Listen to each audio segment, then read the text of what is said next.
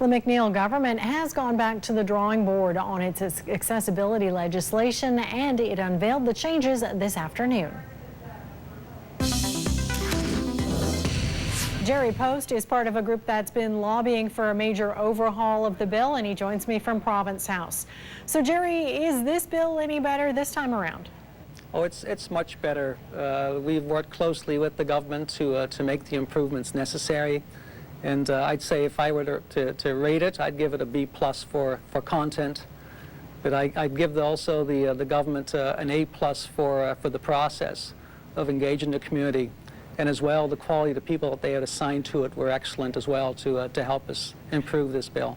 So what is it that you liked? I understand the timeline is now 2030 for accessibility standards to be met. Is that something you're happy with? Oh, we're very happy with that. You know, it's only 13 years away, and then there's a lot of things that need to happen, but we're happy with the timeline.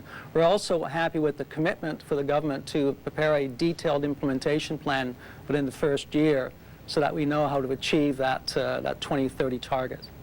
Now, the penalties for non-compliance jumped significantly. What do you make of that?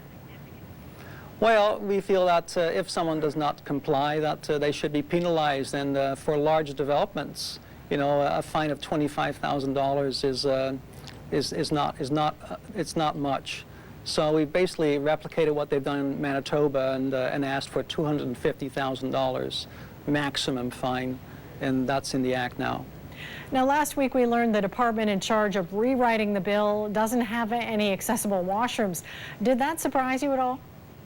No, there was no surprise at all. So the government really doesn't know what it has and what it owns vis-a-vis accessibility for its facilities. So that's one of the first things that they should be doing, is a detailed audit of all their buildings to make access to government available to everybody. Do you think that'd be the norm?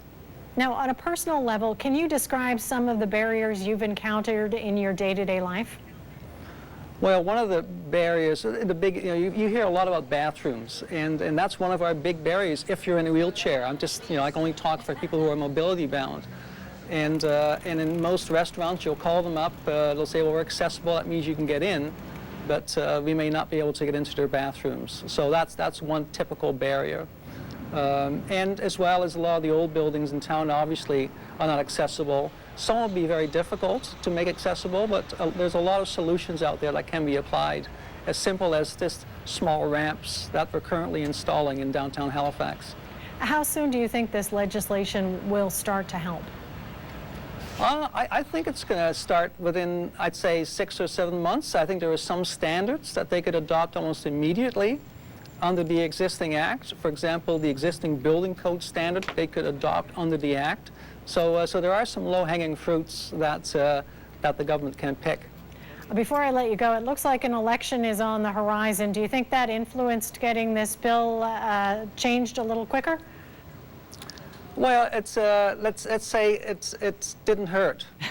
All right. Well, Gerry, thank you so much for your time today. We appreciate it.